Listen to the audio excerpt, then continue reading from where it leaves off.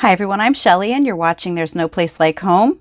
I feel like it's been forever since I was able to record a video. It has been crazy town around here, but thankfully I'm back, and today I wanted to share with you another Homeschooling 101 video all about copywork.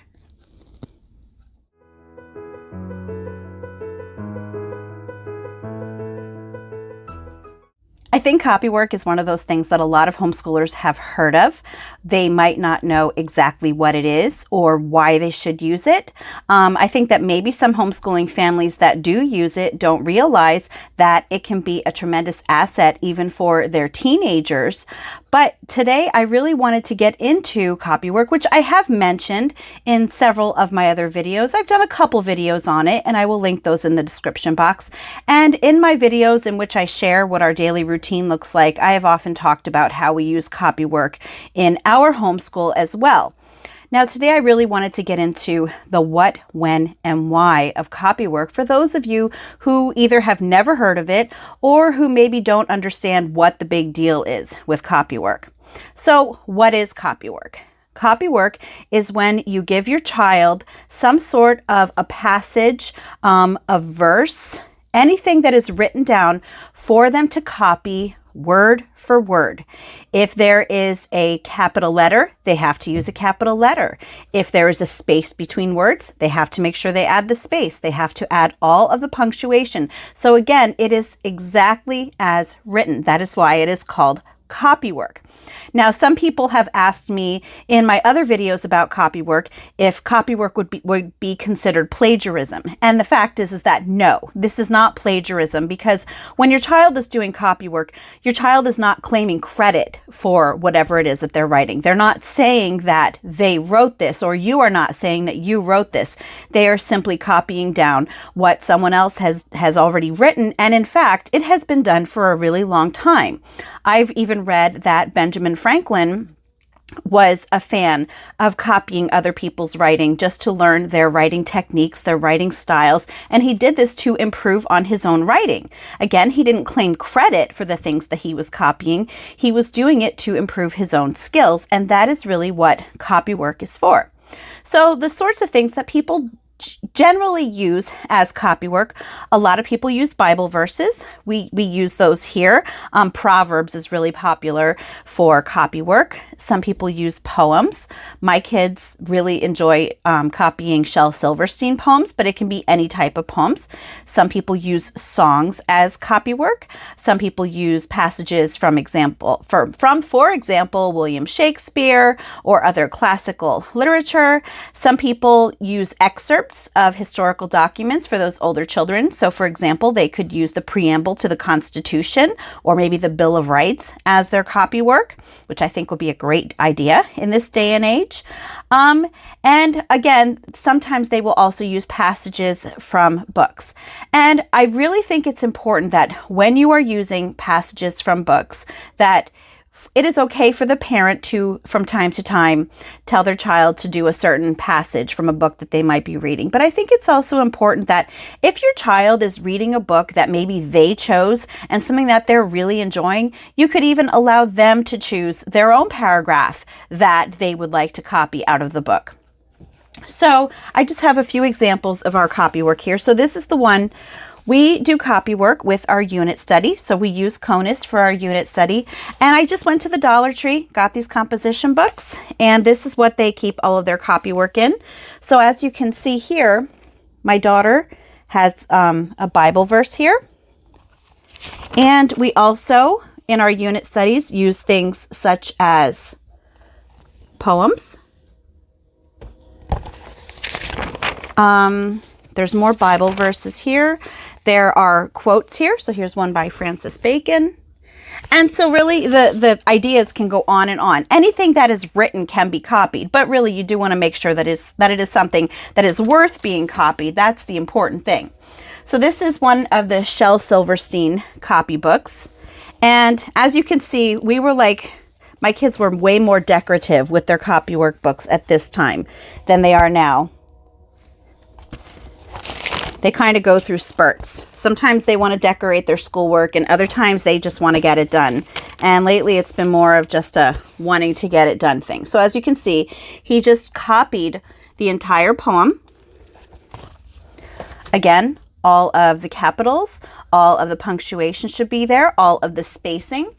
And we even use Copywork in my kids' animal notebooks. Sometimes they will get a book from the library and I will allow them to copy directly out of the library book. And I will explain to you again soon why Copywork is important, because I know that you're probably thinking, well, shouldn't you be explaining to them that they need to use their own words? And that is definitely something that I do also encourage in my children. But yeah, there are times that I let them actually write specifically what is in the book. So here's one example. So she wrote something about wombats that was right from the library book itself. And again, she's not claiming credit for it. It is not plagiarism in that way. So now we're going to get into the when. When should you use Copywork? For example, specifically what ages? And the thing is that you can start Copywork with your children from a very young age. Even when they are first able to write, you can use Copywork with them. And you can use Copywork all the way up through high school.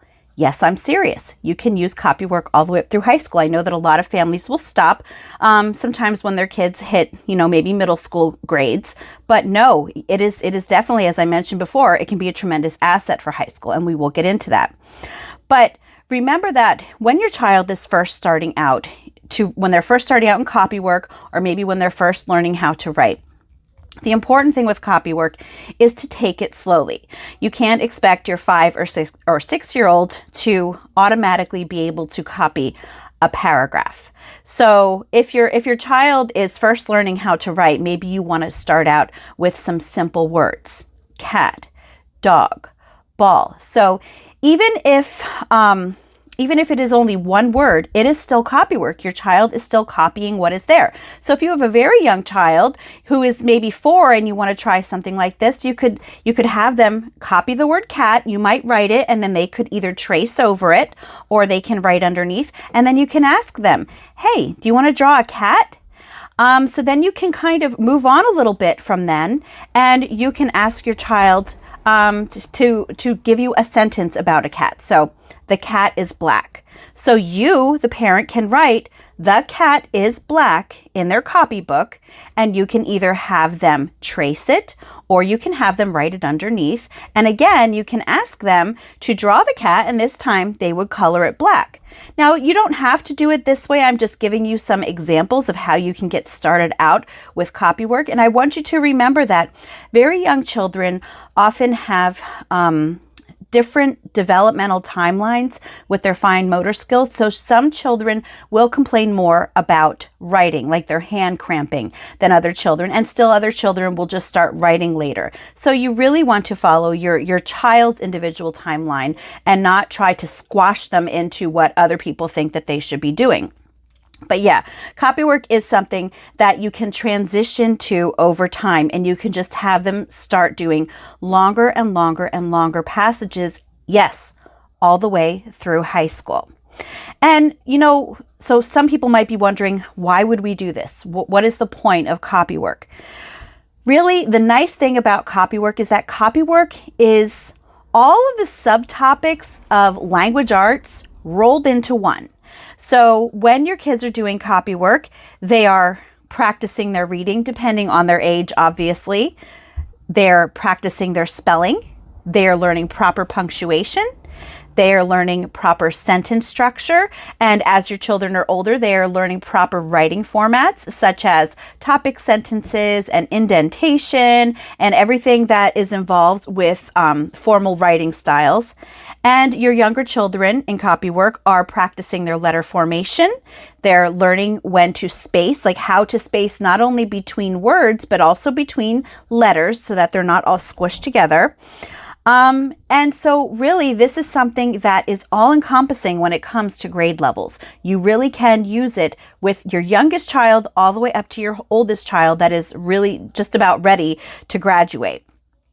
And the reason for that, and let's just get into a little bit of the older kids. So a lot of people think that copywork is just one of those things that it's good for younger children to learn how to spell, to learn how to use punctuation, or to learn what proper sentences look like.